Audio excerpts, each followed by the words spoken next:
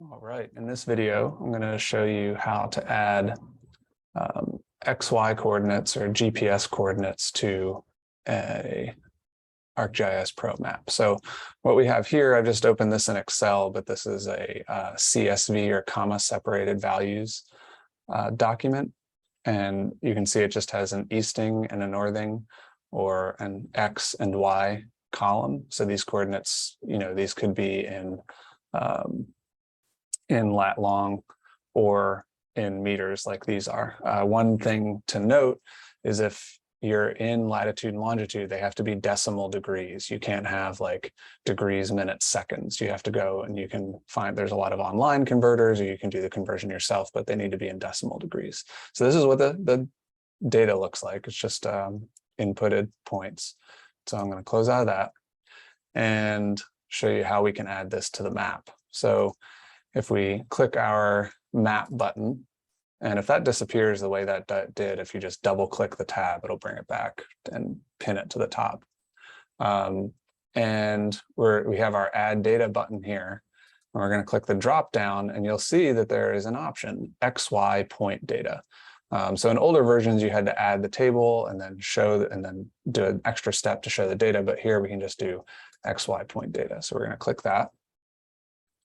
And this tool will pop up.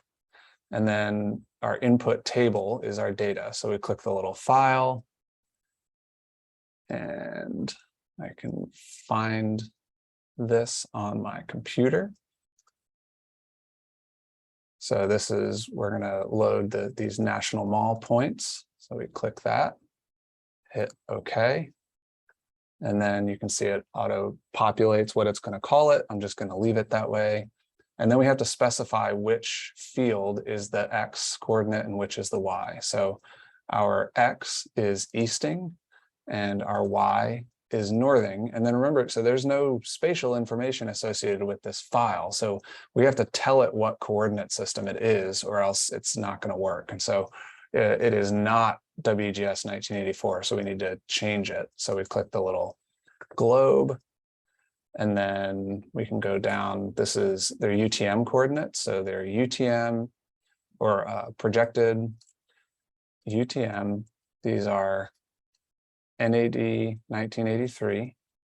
And then these are of the national mall. So Washington, D.C. is in zone 18N. So make sure we pick the right zone or they won't be in the right spot. Click OK. Everything's set up. Z would be if we had elevation, but there's no elevation in our points.